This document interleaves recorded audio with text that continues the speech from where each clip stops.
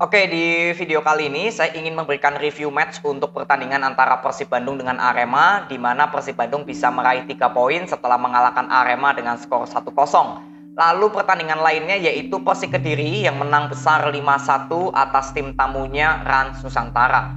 Jadi saya langsung bahas dulu dari Persib Bandung dengan Arema. Kalau boleh saya katakan, Persib Bandung ini tim yang sudah memiliki kematangan dalam segi kualitas pemain. Ini yang diunggulkan dari Persib Bandung. Tapi untuk Arema, sebenarnya dari skema permainannya, saya masih melihat skema permainan Arema ini tetap mengandalkan bola possession. Masih ada seperti kerja kerasnya Javeroka dalam membentuk skema permainannya Arema. Jadi dengan pelatih barunya ya sekarang di Arema FC, saya masih melihat bahwa ini Aremanya Javeroka karena tetap bermain dengan skema bola possession. Tapi kembali lagi ya, kualitas pemain dari Arema seperti Abel Kamara yang saya sudah berapa kali kritik, ini seperti nggak memiliki ketajaman dalam mencetak gol. Padahal kita tahu Abel Kamara ini pemain depan, ya pemain sebagai target man yang mungkin didatangkan untuk menggantikan Carlos Fortes ya ketajamannya. Tapi memang berapa kali Abel Kamara nggak perform. Jadi ini pertanyaan saya, bagaimana melihat pelatih baru nanti atau sisa match ini, apakah Arema terus bisa mengandalkan Abel Kamara atau tidak? Karena kalau menurut saya, ya memang di sini Yudo mengalami cedera ya kemarin saat lawan PSM Makassar. Saya ingat ya, jadi mungkin belum bisa dimainkan. Tapi kalau mungkin nanti Yudo sudah comeback, saya kira harusnya pelatih lebih berani lagi memainkan pemain selain Abel Kamara, karena terlihat memang sudah nggak berjalan di beberapa pertandingan terakhir ya, bahkan nggak mencetak gol. Tapi di atas kertas untuk skema permainan Arema, saya lihat tetap bagus ya, tetap berjalan. Tinggal nanti pelatih barunya melanjutkan aja konsisten dari skema permainannya Arema, atau memiliki skema lainnya itu bisa juga diterapkan secara perlahan. Karena kalau saya lihat Arema FC sekarang memang targetnya kalau ke segmen papan atas memang sudah sedikit sulit ya, walaupun memang masih ada harapan, tapi tertinggal 9 poin. Memang masih ada harapan sebenarnya, tapi dengan melihat kualitas pemain Arema FC seperti Abel Kamara yang nggak perform, ini tentunya akan menyulitkan Arema dalam setiap pertandingan untuk mencetak gol. Tapi kalau untuk skema permainan sih harusnya aman-aman aja. Tapi untuk mencetak gol inilah yang saya soroti adalah di kualitas pemain Abel Kamara.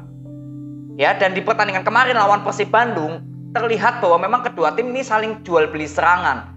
Tapi yang saya memang beberapa kali kritik untuk Persib Bandung ya, ini saya mengkritik ini bukan karena saya nggak suka Persib. Justru saya memang menginginkan Persib ini bisa bermain dengan skema yang bagus, karena sudah memiliki modal di kualitas pemain. Tapi jujur ya, ini jujur saja, kalau saya melihat permainan Persib Bandung, ini tetap masih mengandalkan Ciro Alves ataupun DDS. Walaupun memang skema permainan dari Luis Milla itu jelas cukup bagus ya semenjak didatangkan menggantikan Robert Rene. Yang jelas mengubah permainan Persib Bandung di bawah dari Luis Milla adalah para pemain dari Persib Bandung ini mengandalkan skema.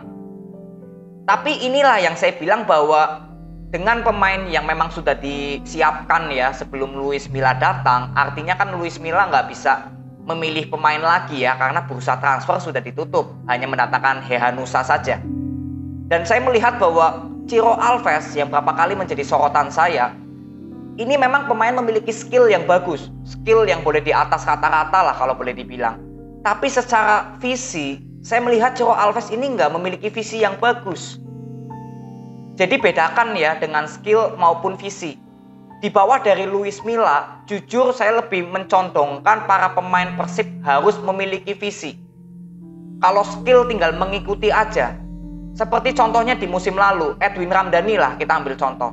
Edwin Ramdhani, dia memang skillnya nggak terlalu baik seperti Fred Butuan atau mungkin Beckham atau Febri Haryadi. Tapi Edwin Ramdhani ini memiliki visi yang bagus.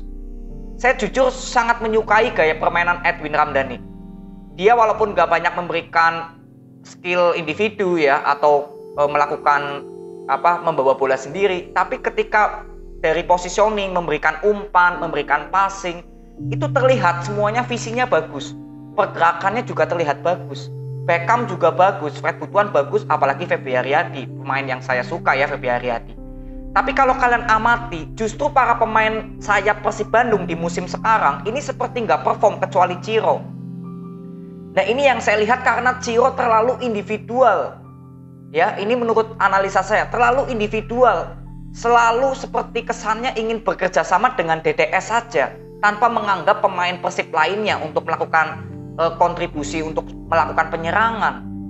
Kalian bisa lihat Beckham Putra seperti ngeflop di pertandingan-pertandingan terakhir. Bahkan Feby Haryadi seperti sudah nggak ada tercium aroma performnya. Edwin Ramdhani apalagi, Fred Butuan juga semakin kesini justru jarang dimainkan menjadi starting line up. Ini yang saya lihat karena memang Persib Bandung, saya boleh akui Ciro ini lagi on fire dengan DDS. Tapi mau sampai kapan terus-terusan mengandalkan Ciro di sektor kanan dengan DDS? Kalau DDS is oke, nggak masalah. Dia pemain depan, dia memiliki tujuan untuk mencetak gol dan itu bisa dilakukan. Jadi DDS ini nggak ada masalah menurut saya. Tetap pemain bagus, full misi juga walaupun skill individunya juga cukup bagus. Tapi ini yang saya ingin soroti adalah di Ciro Alves-nya. Berapa kali saya melihat permainan Persib Bandung justru dengan memainkan Ciro, seperti skema permainan Persib lebih monoton, mengandalkan skill individu dari Ciro. Bukan melihat permainan seperti di musim lalu. Bagaimana serangan-serangan Persib Bandung ini terlihat cukup bagus dari Beckham Putra, Edwin Ramdhani, Fred Butuan, atau mungkin Ezra Walian, atau masih ada Esteban Vizcarra waktu itu. Ini masih terlihat berkontribusi semua. Sektor kiri kanannya hidup semua untuk Persib. Tapi justru dengan kedatangan Ciro sekarang, kesannya ini Persib lebih hidupnya di sektor kanan. Beckham Putra yang ditaruh di kiri seperti nggak perform, padahal Beckham Putra ini kualitasnya juga bagus. Dia memiliki full skill dan juga visinya bagus. Jadi ini yang saya terus soroti untuk Persib Bandung adalah bagaimana permainan Ciro di bawah dari Luis Milla. Jika nggak bisa mengandalkan visinya di dalam pertandingan, saya kira ini akan untuk Ciro Alves untuk masuk di line up-nya di musim depan, ini saya masih tanda tanya. Karena saya yakin Luis Milla ini lebih memilih pemain yang lebih memainkan visi daripada memainkan skill. Ya, jadi ini untuk kritikan Ciro Alves aja, karena untuk skema permainan Persib kemarin sudah cukup baik lawan Arema ya. Klok bisa mencetak gol yang cukup spektakuler dari luar kotak penalti. Jadi untuk Persib Bandung sekarang memang menurut saya nggak terlalu harus fokus ke skema, karena sudah tinggal berapa pertandingan lagi ya, 9 pertandingan lagi, artinya sudah sedikit.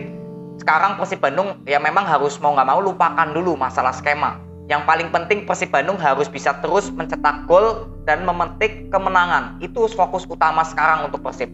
Makanya untuk sekarang memang saya nggak banyak bahas Persib Bandung dulu. Karena saya pengen fokus Persib Bandung menang aja udah. Mencetak gol menang, udah cukup itu aja. Untuk masalah skema permainan atau pemain-pemain yang dimiliki, mungkin kita akan bahas setelah musim ini berakhir. Ini baru saya ingin kupas tuntas apa sih sebenarnya yang diinginkan oleh Luis Milla untuk permainan Persib Bandung. Ini saya akan bahas nanti aja kalau sudah musim ini berakhir ya. Jadi ini kemenangan untuk Persib Bandung, selamat kalian mendapatkan 3 poin. Dan untuk Arema FC tentunya tetap tinggal konsisten dalam skema, tapi memang kembali lagi ke kualitas pemain ya yang menjadi sorotan. Di Abel Kamara ini nggak perform kalau menurut saya. Jadi tinggal kuncinya di situ, karena kalau sudah bermain dengan skema sudah bagus tapi nggak bisa mencetak gol kan seperti sama aja nggak ada hasilnya ya. Jadi tinggal kuncinya untuk Arema FC ini lebih ganas lagi untuk mencetak gol ya, dari kualitas pemain yang dimiliki, Dedik atau Dendi ya, Abel Kamara. Tapi kalau untuk sektor tengahnya ya seperti Renzi dengan Jayus ini sudah cukup bagus. Tinggal masalah pemain depan untuk bisa mencetak gol agar skema permainan Arema FC ini membuahkan hasil. Itu aja ya sebenarnya analisa dari Arema FC. Jadi tetap semangat untuk Arema FC, setelah ini akan berhadapan dengan Persik Kediri. Wah ini seru nih ya, derby Jawa Timur lagi nih. Ya jadi ini aja review dari Persib Bandung dengan Arema. Lalu kita next ke Persik Kediri. Wah ini menang 5-1 lawan Rans. Saya nonton ini di mobil ini ya waktu kemarin ke Semarang. Jadi di pertandingan kali ini sebenarnya untuk line up-nya di sini Arthur Irawan bermain ya dari menit awal hingga babak pertama usai. Jadi yang saya lihat memang ketika ada Arthur Irawan sebenarnya untuk skema penyerangan Persik Kediri itu tetap berjalan dengan bagus.